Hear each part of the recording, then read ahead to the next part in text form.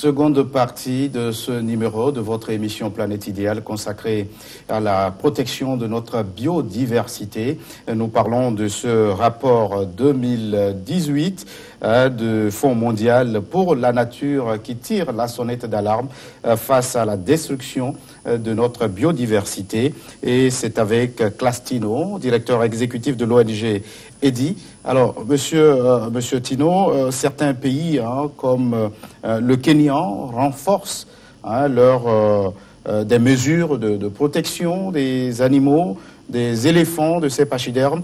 C'est le cas, on l'a dit, du Kenya. Je vous propose maintenant de regarder ce reportage. Il a été tourné il y a plus d'un an. 105 tonnes d'ivoire partent en fumée à Nairobi au mois d'avril dernier. La plus grande crémation d'ivoire de l'histoire. Le Kenya, en brûlant 5% du stock mondial de l'or blanc, a lancé un message fort aux braconniers. Perdre nos éléphants, ce serait perdre une partie essentielle de l'héritage qui nous a été confié. Tout simplement, nous ne permettrons pas que ça arrive.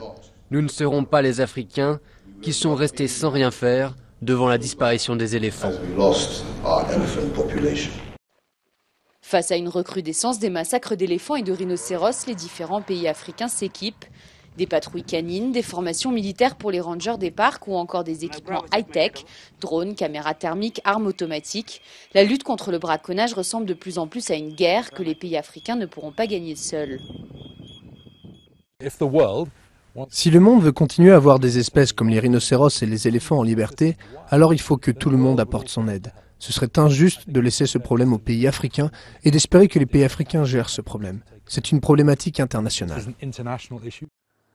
Selon l'Union internationale pour la conservation de la nature, la population des éléphants d'Afrique vient de connaître sa chute la plus importante depuis 25 ans. Le continent compte 415 000 éléphants, soit 111 000 de moins qu'il y a 10 ans. Mais les éléphants ne sont pas les seuls menacés. Plus de 5 000 rhinocéros ont été tués pour leurs cornes ces 8 dernières années. Les pangolins sont aujourd'hui en voie d'extinction. En 10 ans, plus d'1 million ont été massacrés pour leur chair. La Conférence mondiale de protection de la faune en octobre dernier a pris plusieurs mesures drastiques pour enrayer le braconnage. Il faut que nous gardions ces problématiques en première place des agendas des gouvernements. Nous devons garder l'attention forte du public. Nous devons aussi réduire la demande sur le marché pour atteindre les consommateurs qui achètent ces espèces. Le trafic illégal d'espèces animales représente 20 milliards de dollars par an, ce qui en fait le 4e commerce illégal sur la planète après les armes, la contrefaçon et les êtres humains. Mais si certains pays africains ont fait de la lutte contre le braconnage leur priorité, d'autres ont d'autres problèmes à gérer, guerre, pauvreté ou faim. Alors Claes Tino, si la disparition de ces animaux s'accélère sur le continent, n'est-ce pas parce que nos États ont plutôt d'autres priorités? D'autres priorités, oui, mais ces gens de priorités ne doivent pas prendre, comment on appelle, dans l'assumption sur la réalité. Je félicite le Kenya par rapport à ce qu'ils ont commencé par faire il y a 1 an et j'espère qu'ils vont continuer. Et dans ce reportage, j'ai vu d'autres personnes qui sont intervenues et qui ont dit des choses sensées, par exemple, décourager les acheteurs au niveau international. Décourager. Donc moi, j'aimerais que les Africains eux-mêmes trouvent des solutions pour gérer ça en Afrique d'abord, et les partenaires qui doivent venir doivent travailler au niveau international vers l'Europe, l'Asie, pour décourager les demandeurs. Donc, les autres problèmes dont parle la guerre, la famine, la pauvreté, existent toujours et ça va toujours exister. Mais si nous laissons ces animaux disparaître, on aura beaucoup de problèmes après pour en avoir. Mais la guerre, ça va s'arrêter. La famine, ça va s'arrêter. Mais ces animaux, la disparition de ces animaux, on ne peut plus la voir. Pourquoi les autres? Je disais qu'il y avait avant 300 espèces d'éléphants. Aujourd'hui, il n'y a que 2. Il y a eu combien? 298 qui ont disparu. Il reste que 2 espèces. Alors, si les 2 espèces disparaissent aussi aujourd'hui, je pense qu'on n'aura plus jamais à entendre parler de l'éléphant. Nos petits-enfants ne vont pas comprendre ce qu'on appelle éléphant. Ils ne vont jamais connaître ça. Voilà qu'il faut que la protection de ces pachydermes devienne la priorité numéro 1. Je dis bien la priorité numéro 1. pour tout le monde, du gros, du sommet de l'État jusqu'au plus petit paysan dans la forêt. Parce que le paysan de la forêt doit aussi dire que l'éléphant n'a pas été créé par Dieu par hasard. Les rhinocéros n'ont pas été créés par Dieu par hasard. Les pangolins n'ont pas été créés par Dieu par hasard. Ce n'est pas pour le chien que Dieu les a créés. C'est pour apporter un plus dans notre environnement. Et nous devons tenir compte de cela. Donc c'est très important qu'on puisse respecter ça. On a vu dans cet élément la destruction des tonnes d'ivoire suffisant pour décourager ceux qui alimentent ce trafic. Là, je ne suis pas d'accord. Je ne suis pas du tout d'accord. Ce n'est pas la meilleure méthode pour moi. Regardez, je vais vous dire une chose. Je donne l'exemple, par exemple, de la Hollande, où j'ai fait mes études. Et qu'est-ce qui se passe? Au moment où le problème de la drogue, le trafic de drogue était devenu un souci pour l'État, l'État a fait quoi? L'État hollandais a légalisé la drogue d'une manière, a créé des centres où les gens peuvent aller s'approvisionner de la drogue. Du coup, le prix de la drogue a chuté. Et les trafiquants ne trouvaient plus le marché hollandais comme un marché porteur. Ils ont abandonné. Ils ont abandonné. Donc, en brûlant, par exemple, cette tonne d'ivoire, qu'est-ce qui va se passer? Il va y avoir encore de manque de quantité qu'ils ont besoin. Alors, ils vont chercher à détruire encore plus. Et le prix va augmenter parce qu'il n'y en a plus. Mais moi, j'aurais aimé, par exemple, que cette tonne d'ivoire saisisse, puisse être, je ne sais pas, vendue d'une manière symbolique ou bien déprécier la valeur.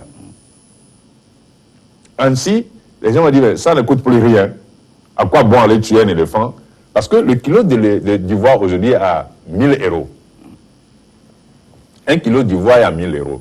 Supposons que tous ces tonnes d'ivoire ont été vendues à 100 € le kilo. Mais pas à l'extérieur. C'est papier partout. Mais on dit aux gens de ne pas faire sortir. Qui sera intéressé encore? Qui? Ça n'a plus de valeur. Plus vous interdisez quelque chose, plus ça prend de la valeur. Plus vous interdisez, plus les gens veulent en avoir.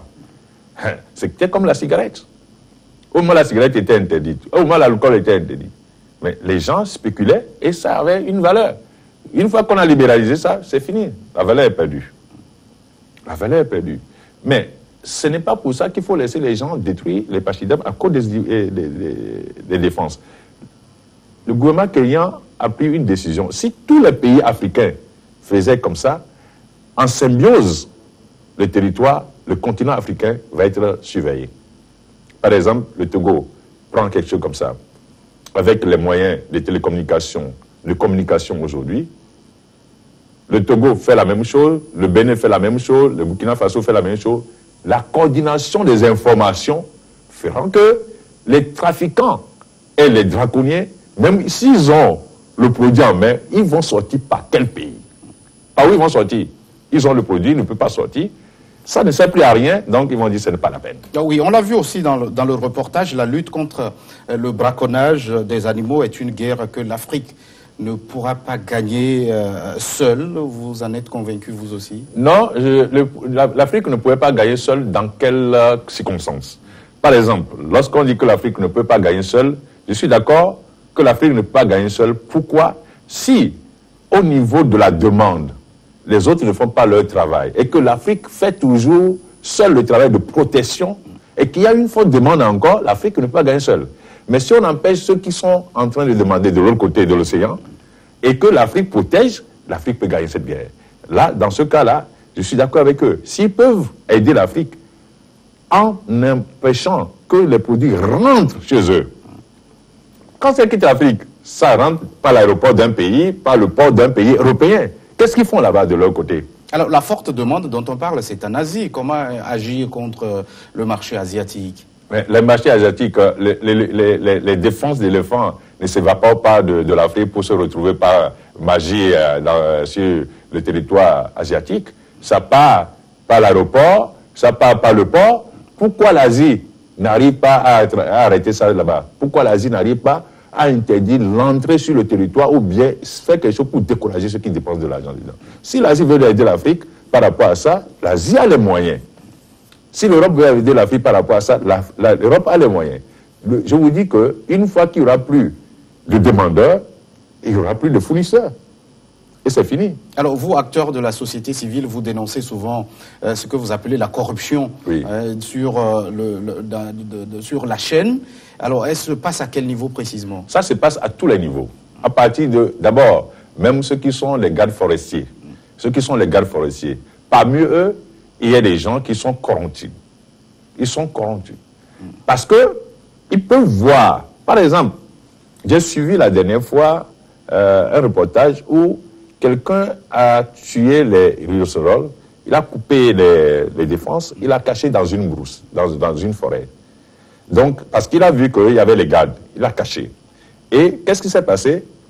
L'un des gardes, ayant vu cela, a pris ça dans leur véhicule et caché dans le véhicule pour aller jusqu'en ville, cherchant à voir à qui ça appartenait pour pouvoir échanger contre de l'argent. Malheur pour lui, il a été suivi et on l'a attrapé.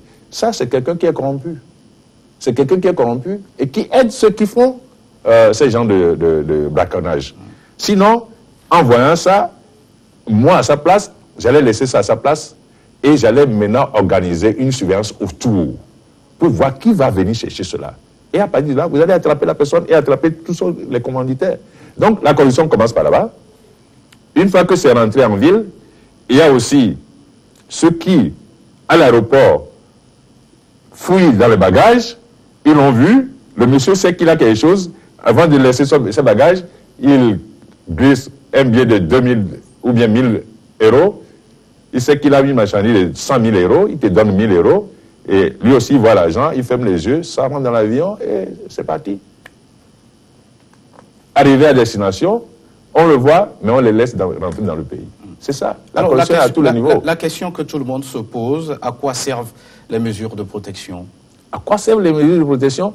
Non, les mesures de protection... Est-ce qu'elles sont efficaces? C'est efficace, ça, c'est efficace. Je vais vous dire une chose. S'il n'y a pas de mesures de protection, le minimum que les États font aujourd'hui, ça fait longtemps qu'on avait dit qu'il n'y a plus d'éléphants en Afrique. Hein. Non, reconnaissons quand même qu'ils ne font pas assez.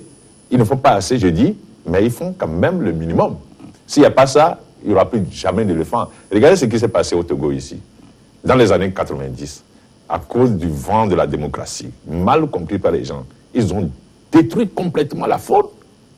Ici, au niveau de Bassa et autres, les gens, les singes et tout ça, les gens les ont découpés en morceaux. Et la viande était partout par terre. Et je ne sais pas, en 90, 91, 92, j'étais parti à Bassa, j'ai vu, en allant à Bassa, il y avait des animaux, les éléphants qui étaient quelque part là. Tout ça, ça n'existe plus aujourd'hui. Avant que vous partiez, vous allez les voir. Mais aujourd'hui, il n'y en a plus. Alors, au niveau international, ces animaux sont protégés par la CITES, la Convention pour la protection des espèces animales menacées d'extinction. Alors que nos États ont ratifié, à quel prix on peut véritablement mettre en œuvre cette convention?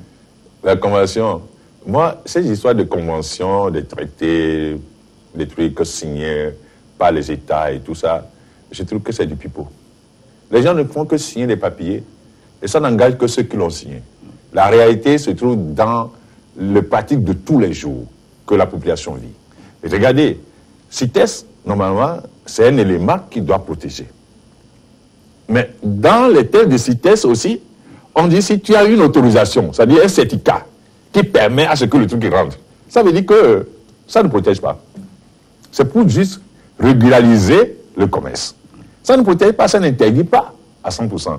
Parce que si tu as des produits que CITES dit non, ce produit ne doit pas rentrer dans ce marché sans le certificat d'origine. Alors, ça protège quoi? Ça dit seulement qu'il faut qu'il y ait une trace que ça vient de tel pays. Ça ne protège rien du tout. Ça régularise seulement le commerce de toutes ces histoires-là. Les oiseaux, comme tout. Parce qu'il y a des oiseaux qui sont dans la liste de CITES, qui rentrent tout le temps. Les perroquets, par exemple, des trucs, qui rentrent tout le temps en Europe. Ça protège quoi? C'est des histoires. Qu'on arrête de nous dire que ça protège, c'est des conventions qui engagent ceux qui l'ont signé. Ça n'engage pas la population. Et vous estimez que cette convention ne protège vraiment pas les populations d'éléphants dont on... Ça ne protège rien du tout. Parce que ces organismes sont mis en place et ça génère de l'argent pour ceux qui les ont mis en place. Ils vivent sur le dos de cela. Donc, je ne vois pas ce que ça rapporte à l'Afrique. Je ne le vois pas du tout. Parce que si ça protégeait, on ne peut pas au même moment avoir une autorisation, un syndicat qui permet à la personne de rentrer dans un autre pays avec ça. Ça doit être interdit carrément. Voilà la réalité. Alors, Clastino, le trafic illicite d'espèces animales représente, selon les estimations, à 20 milliards de dollars par an. C'est le 4e commerce illégal dans le monde. Alors, où vont les revenus de ce commerce illicite? D'abord, le commerce illicite de ces trafics d'animaux, de défense et autres, va d'abord nourrir le terrorisme, ça nourrit beaucoup de trafics comme des ventes d'armes et autres. Ça dit que c'est un moyen aussi, comme la drogue, hein, pour financer le terrorisme et tout ça. Donc, si les gens savent qu'ils veulent vraiment lutter contre le terrorisme et tous les autres, ils doivent lutter aussi efficacement comme on fait aujourd'hui contre la drogue. Ils doivent prendre le problème du trafic des animaux et des défenses comme un sujet de drogue ou bien des armes. Ils doivent les mettre sur le même pied d'égalité et lutter contre cela. Sinon, l'argent refinance des circuits de banditisme, de mafia, de destruction. Mais on crée cet argent des milliards de dollars. Vous croyez que c'est dans les banques en Europe ou bien quelque part, ou bien sous les matelas de ces trafiquants? Non. C'est un circuit organisé qui circule et que ça revient créer des problèmes dans les pays. Parce que, vous voyez, dans un pays comme le Zimbabwe ou bien le Kenya, qui a beaucoup d'éléphants, si on amène les défenses pour aller vendre, qui ramènent de l'argent, qu'est-ce qu'il faut faire maintenant? Il faut créer des problèmes sociopolitiques, sorte de guerre, où l'État sera obligé de tourner tout ce qu'il a comme moyen vers là-bas. Et en ce moment, eux, ils sont en train de continuer par faire leur trafic. On l'a compris, c'est un trafic qui alimente les guerres, l'instabilité sur le continent. Merci d'être passé sur ce plateau, Clastino. Vous êtes directeur exécutif de l'ONG EDI, Environnement et Développement International. Merci à vous qui êtes resté en notre compagnie. À très vite pour un nouveau numéro de votre émission Planète Idéale.